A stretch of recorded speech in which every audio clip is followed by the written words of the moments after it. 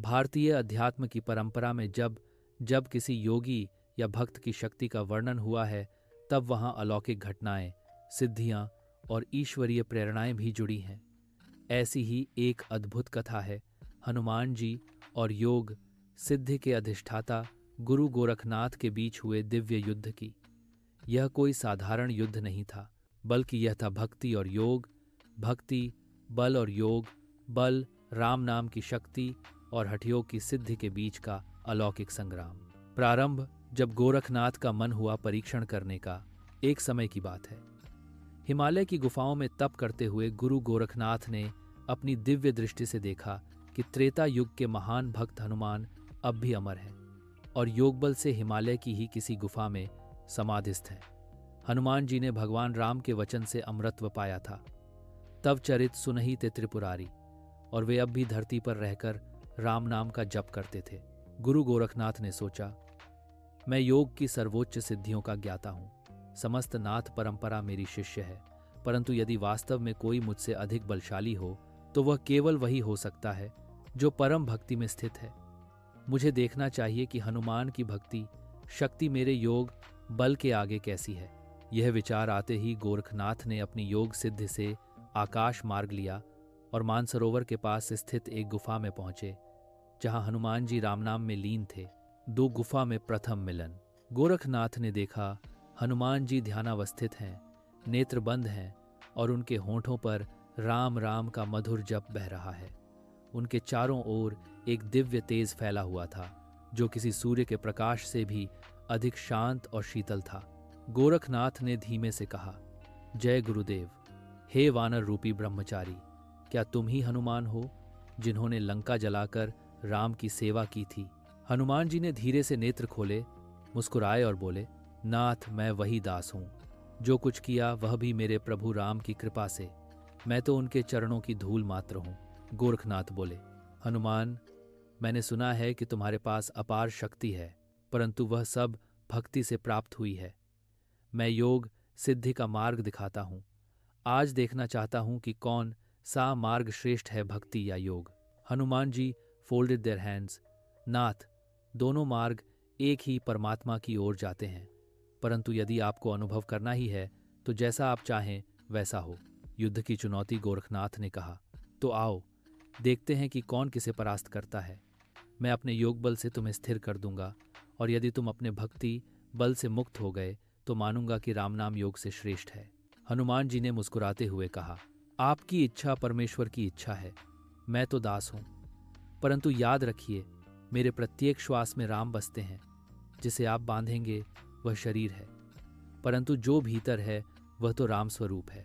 गुरु गोरखनाथ ने अपनी सिद्धियों का प्रयोग किया। उन्होंने योग मुद्राओं के द्वारा कायास्तंभन मंत्र का उच्चारण किया, जिससे किसी भी जीव का शरीर स्थिर हो जाता है। अचानक आकाश में गर्जना हुई और हनुमान जी का शरीर कुछ क्षण के लिए अचल हो गया। गोरखनाथ मुस्कुराए, देखो योग सिद्धि का प्रभाव। परंतु उसी क्षण हनुमान जी के भीतर से जय श्री राम की गूंज उठी। वह शब्द केवल गूंज नहीं थी, बल्कि एक दैवी कंपन था जिसने संपूर्ण पर्वत को हिला दिया।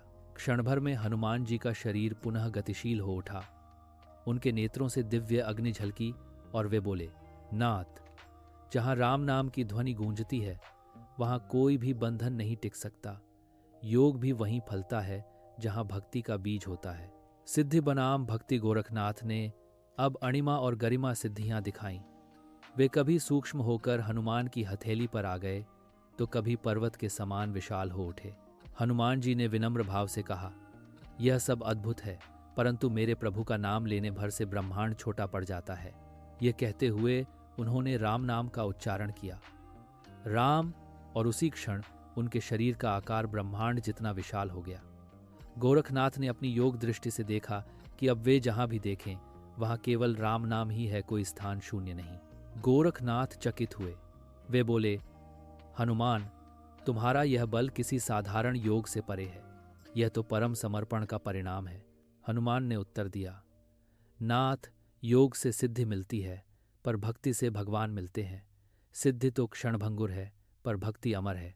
जब गोरखनाथ ने की अग्नि परीक्षा, गुरु गोरखनाथ ने यह सोचकर कि भक्ति केवल भावना है, अग्नि प्रकट की।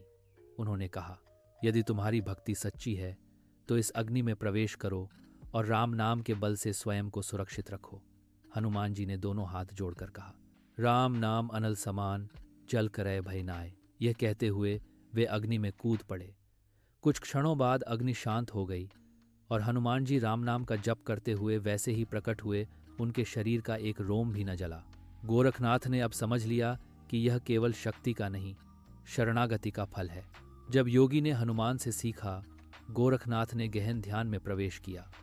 कुछ क्षण बाद बोले, हनुमान, आज मैंने जाना कि जहां अहं का अंश मात्र भी है वहां ईश्वर नहीं टिकते। योग से अहं मिटता है, पर भक्ति में वह पहले ही समाप्त हो जाता है।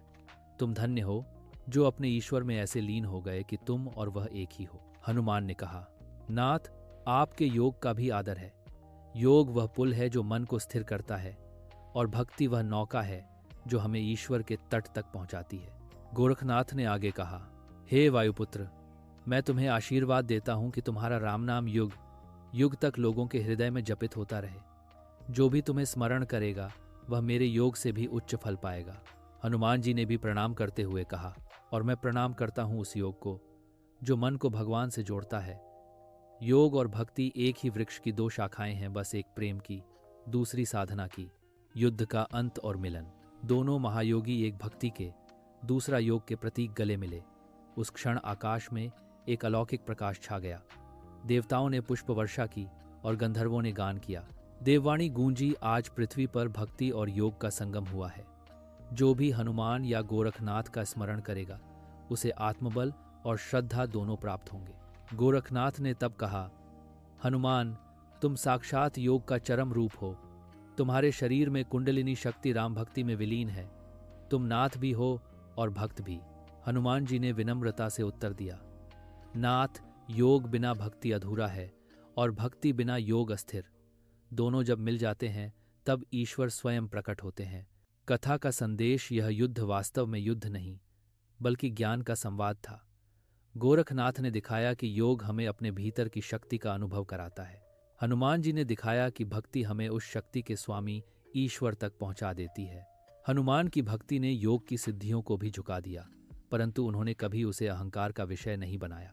गोरखनाथ ने भी समझ लिया कि सच्चा योग तभी पूर्ण है जब उसमें प्रेम और समर्पण का रस मिल जाए। निष्कर्ष, अंततः यह कथा हमें यह सिखाती है कि योग बिना भक्ति सूखा है और भक्ति बिना योग अधूरा। हनुमान और गोरखनाथ दोनों एक ही सत्य के दो रूप हैं, एक राम नाम में लीन भक्त, दूसरा परम योगी। उनके इस दिव्य संवाद से मानवता को यह ज्ञान मिला कि चाहे कोई भक्ति पथ से चले या योग पथ से, दोनों का लक्ष्य एक ही है, परमात्मा से एकत्व। जय श्री राम। जय गुरु गोरखनाथ।